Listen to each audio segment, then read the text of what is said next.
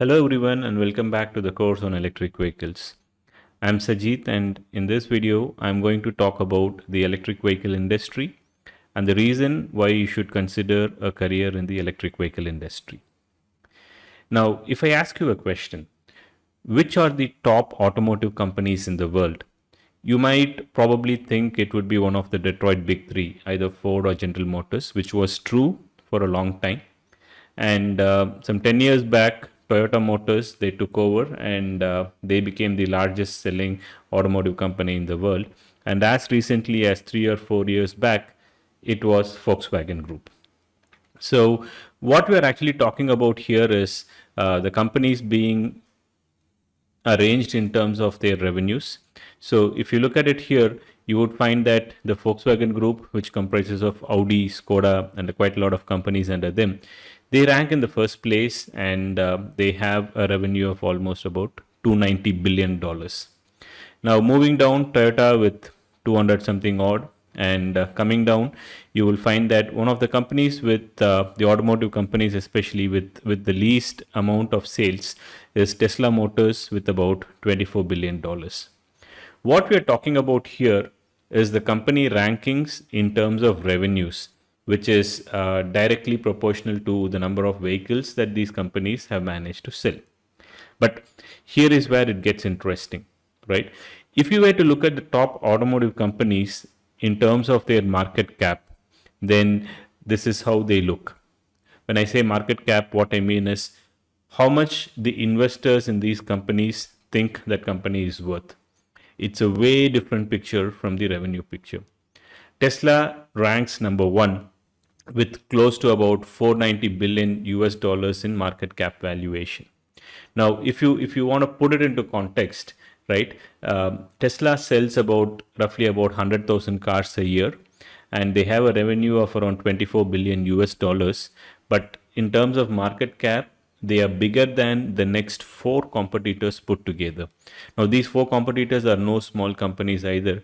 You put together Volkswagen, Daimler, Chrysler, General Motors, and BMW. Tesla per se is bigger than all of them in terms of market cap. Now, why is this happening? How is revenue small but market cap big? What makes people think that Tesla Motors is a lot more valuable than all the other traditional companies? Now, there are a lot of other metrics which influence this, right? And one of the primary metrics, the primary reason is the scope for future sales and the belief that this company can take much bigger market share in the future. Now, what the investors are actually telling you is that we believe that Tesla can grow to be a huge company, much more bigger than Volkswagen, Audi, BMW and all those companies. And for that reason, we trust Tesla and we've put our money in it, and which is why we believe Tesla so much, which is what directly translates into market cap. Now, why do you think Tesla has got the crown of the most valuable automotive company? Is it just because they make electric vehicles, or maybe they have autonomous vehicles, over the air updates, or is it because of the groundbreaking CEO that they have, Elon Musk? It is a little bit more complicated than that, but let's try to understand this a bit more in detail in the next topic. Now, to understand the valuation of Tesla, you have to understand the concept of expected future sales. So for that, what we have is a small picture here which outlines the penetration of electric vehicles in different countries.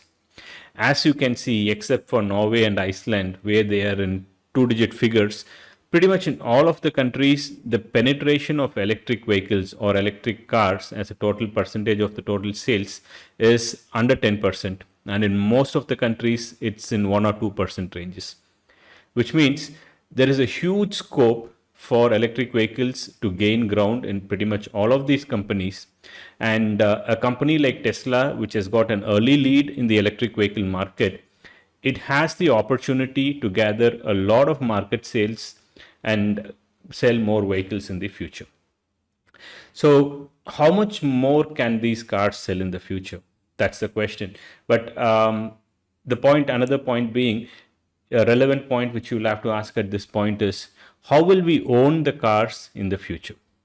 So car ownership in the future is going to be way different from how we are looking at. Now, to put it into perspective, let me ask you this question.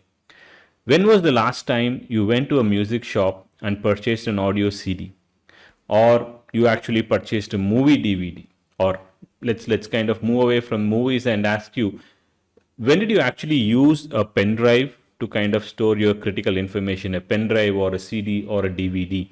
Or when did you actually pay for shipping on Amazon? We live in the age of subscription memberships. So you have companies like Spotify and iTunes, which give you music on subscription. You have Netflix and Amazon Prime, which gives you movies on subscription. You no longer use a pen drive, but you use something like Google Drive or Gmail. You use Amazon Prime, and even Uber and Ola.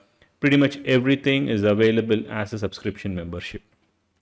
Now, on the same thing, what happens is users are more comfortable paying a fixed amount each month, and they expect certain amount of usage from those services. So it could be limited or unlimited, something like that. But as we move forward, the same thing will happen. I'm sorry, this correction is already here. It is already happening with car ownership as well. So now, if you look at the US and Europe, there are various companies which are offering cars on a subscription basis. So now what you have here is called as the Porsche passport service. So basically, for a fixed amount of money every month, you can choose to drive from any of the Porsche cars which is available in your subscription plan, which means you're no longer purchasing cars, but you are rather subscribing to cars. So imagine how it would be if for 15,000 rupees a month, you could drive different cars each month. You could drive a car for a week or two, then you don't like it, you return it back, you get a new car. And the important thing here is that you just have to fill fuel and drive it. You don't have to worry about maintenance. You don't have to worry about insurance or taxes or anything like that. So when car ownership is moving towards a model like this, what does it have to do with electric vehicles? It is just that electric vehicles are a lot more easier to maintain than the regular gasoline cars, which means the manufacturer who's offering it on a subscription basis, it is easier for them to estimate cost. So they are more prone to offering electric vehicles as a subscription-based service rather than going with an IC engine car.